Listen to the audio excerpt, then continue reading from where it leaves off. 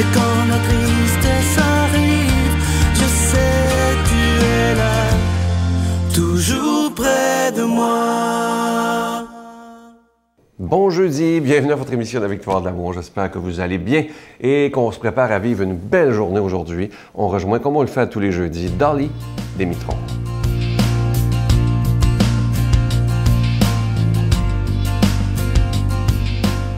Bon matin, bonne journée. Est-ce que vous pensez d'être orgueilleux? Est-ce que vous saviez c'est quoi l'orgueil? C'est pas la fierté, là, c'est pas tout à fait la même chose. L'orgueil, c'est les apparences, c'est la façade, c'est la masse de société, c'est d'avoir un gros sourire sur ton visage, puis en dedans, t'as le goût de frapper. C'est ça, l'orgueil. Puis je crois qu'on est tous orgueilleux. Tu sais, un certain auteur qui s'appelle Montmorency, à un moment donné, il a fait un sondage dans un CHLD pour voir si les personnes qui étaient sur le lit de mort, ils vivaient leur vie pleinement. Puis la majorité des personnes, 99,1%, ils ont dit non, j'ai pas vécu ma vie pleinement. Il y avait presque toutes la même réponse. Ils n'ont pas fait qu'est-ce qu'ils voulaient faire. Ils n'ont pas fait qu'est-ce qu'ils avaient le goût de faire. Et 0,9%, ils ont dit oui, je suis en train de mourir heureux. À la Centre de ressourcement attitude, on a un slogan qui dit, puis Sylvain, il l'aime bien d'ailleurs, si tu veux avoir qu'est-ce que tu n'as jamais eu, fais donc qu'est-ce que tu n'as jamais fait. L'orgueil, c'est les fausses valeurs. C'est qu'est-ce que j'ai l'air.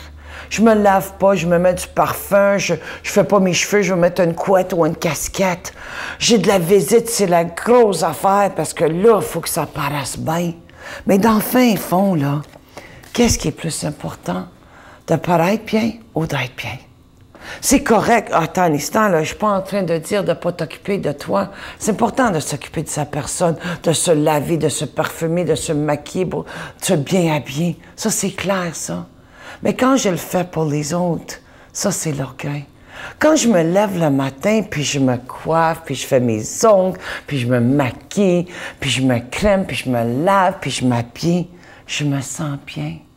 Mais quand je le fais pour toi, c'est pas la même chose. J'ai besoin de m'occuper de moi. C'est pas important qu'est-ce que les autres pensent de moi.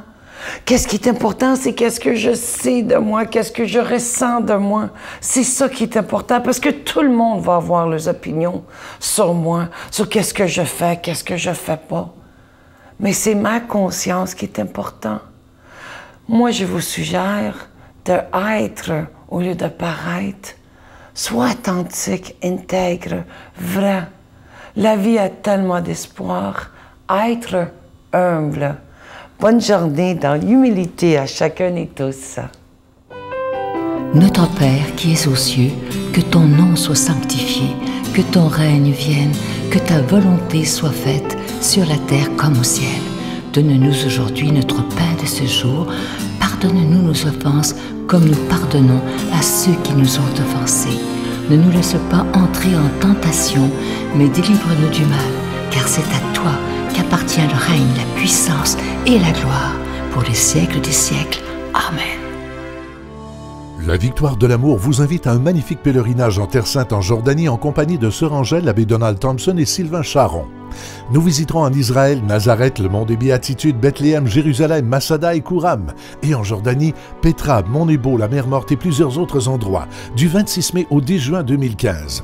Informations et réservations, voyage intermission au 514-288-6077 ou sans frais au 1-800-465-3255.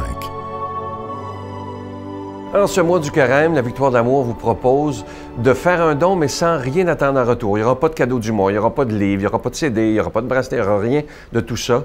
Parce qu'on vous propose de dire au Seigneur, j'ai le goût de donner, mais sans rien attendre en retour, parce que j'ai confiance en toi et j'ai le goût de que ta parole soit annoncée par la télévision, par tous les moyens modernes. Alors moi, je vous remercie de tout cœur de votre don spécial du carême. Je suis sûr que je peux compter sur vous, que la Victoire de l'amour peut compter sur vous. Alors merci de tout cœur, je vous donne l'adresse. La Victoire de l'Amour, casier postal 120, succursale Boucherville à Boucherville, le G4B 5E6, je vous la redonne. La Victoire de l'Amour, casier postal 120, succursale Boucherville à Boucherville, le J4B 5E6. Également par téléphone à notre bureau, par carte de crédit, du lundi au vendredi de 8h30 à 16h30 dans le 514-523-4433, 523-4433 ou sans frais, le 1-888-811-9291, 1-888-811-9291 et aussi sur notre site Internet, le www.lavictoiredelamour.org.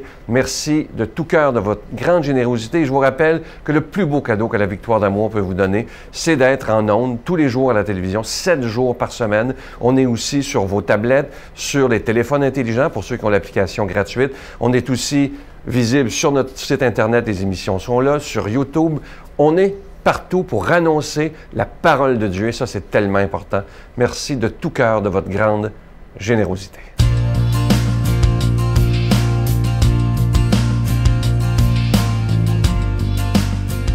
Mon Dieu, donnez-moi la sérénité d'accepter les choses que je ne peux changer, le courage de changer les choses que je peux et la sagesse d'en connaître la différence. Amen. Aujourd'hui, pour la proclamation de la parole de Dieu, Luc Faneuf.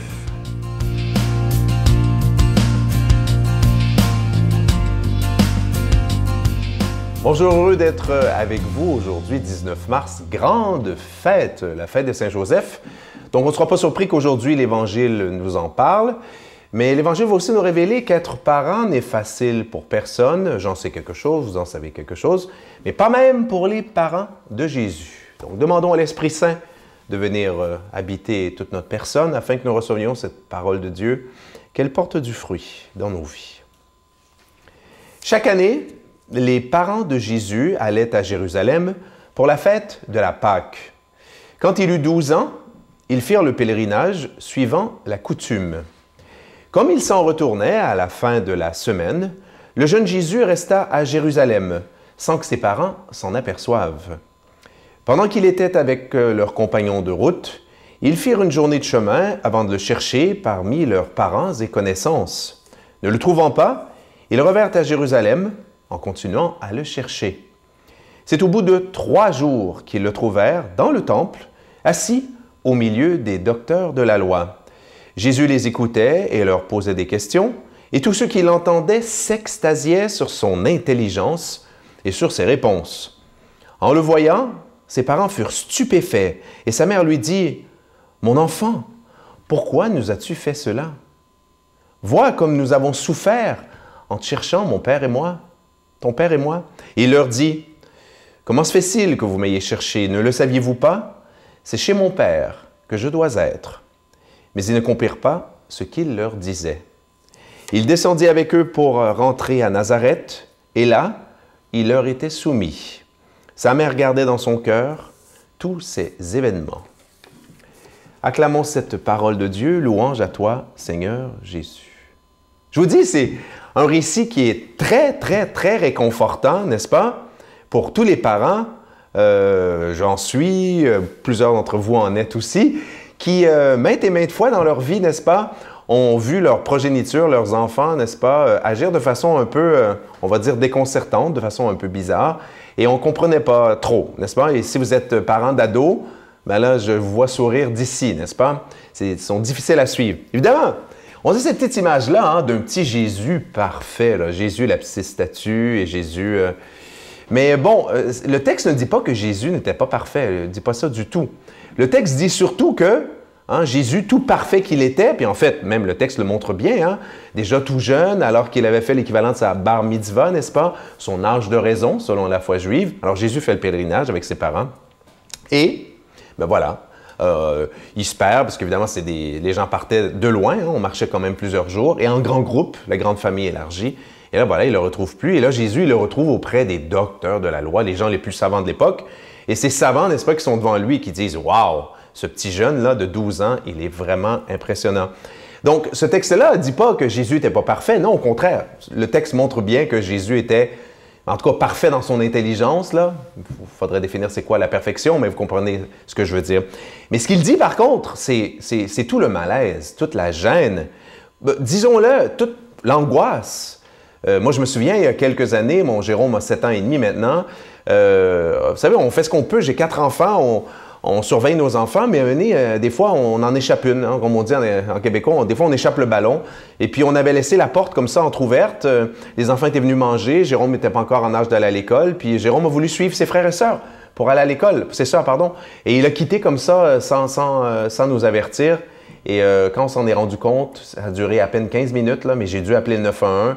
Et je vous dis, là, ça a été le 10 minutes le plus angoissant de ma vie, n'est-ce pas? Et ceux et celles qui avaient vécu, voilà. Alors, on peut imaginer les parents de Jésus vivre cela.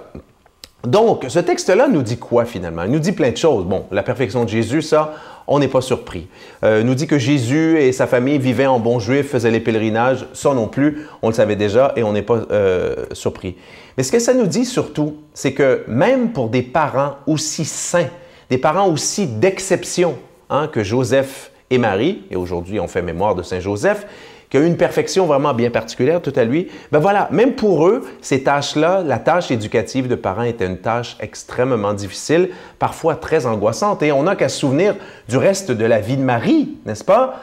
Marie qui a suivi Jésus, qui a vu l'incompréhension, Jésus qui était admiré, vraiment vénéré, hein? Hosanna, celui qui est envoyé de la part du Seigneur, mais en même temps Jésus qui était critiqué, la mise à mort et tout le reste. Marie a connu vraiment la femme des 7 douleurs, vraiment l'agonie, une agonie spirituelle. Joseph aussi qui a dû souffrir, hein? Joseph, on le sait, selon la tradition, serait mort bien avant le début de la vie publique de Jésus. Donc, la douleur de Joseph, comme ça, pas savoir mourir en laissant sa femme seule et son Jésus, qui n'était peut-être pas encore à pleine maturité. Donc, la difficulté d'être parent. Aujourd'hui, c'est la fête de Saint Joseph. On a l'honneur extraordinaire, grâce au frère André et à sa foi, d'avoir l'oratoire hein, qui lui est consacré à Saint Joseph. Et je pense que, voilà, comme parents, comme jeune homme, on a besoin de prier Saint Joseph. On a besoin de prier aussi la Sainte Famille. Le texte d'Évangile nous invite à le faire aujourd'hui. Leur demander, comment dire, grande confiance dans la providence quand on est des éducateurs et des parents. Demandons à Dieu de nous bénir. Lui qui est Père, Fils, Saint-Esprit. Bonne journée. Je vous salue Marie, pleine de grâce. Le Seigneur est avec vous. Vous êtes bénie entre toutes les femmes, et Jésus, le fruit de vos entrailles, est béni. Sainte Marie, Mère de Dieu, priez pour nous pauvres pécheurs, maintenant et à l'heure de notre mort. Amen.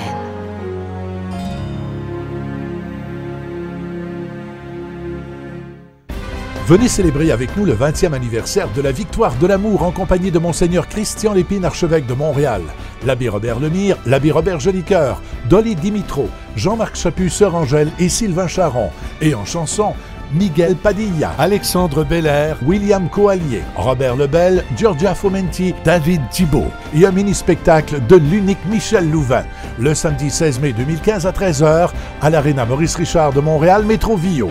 Coût du billet 25 $, taxes incluses. Réservez rapidement au 514-523-4433 ou sans frais au 1-888-811-9291. Un grand rassemblement d'amour et de foi inoubliable. Je vous laisse avec une pensée qui est très, très belle. Écoutez-la bien. Le temps ne transforme pas l'être humain. La sagesse non plus. La seule chose qui peut transformer, qui peut pousser un être humain à changer, c'est l'amour. Et ça, c'est tellement vrai. Lorsqu'on est aimé, lorsqu'on se sent aimé inconditionnellement, on peut changer. J'espère que vous avez quelqu'un autour de vous, des bons amis, un conjoint, une conjointe qui vous aime inconditionnellement. Ça fait changer quelqu'un. Et évidemment, on sait que Dieu nous aime inconditionnellement, qu'il ne nous juge pas, qu'il voit d'abord nos qualités avant de voir nos travers. Je vous souhaite une belle journée et je vous attends avec beaucoup de joie demain matin. Bye. Saint Paul dit qu'il faut être fou pour être chrétien. Bon, de ce fou à qui on doit la liberté, l'égalité, la fraternité, à qui on doit de ne pas rejeter les malades, le baiser aux lépreux, c'est le baiser aux gens atteints du sida, c'est le baiser aux infirmes, c'est le respect des... On lui doit tout, tout.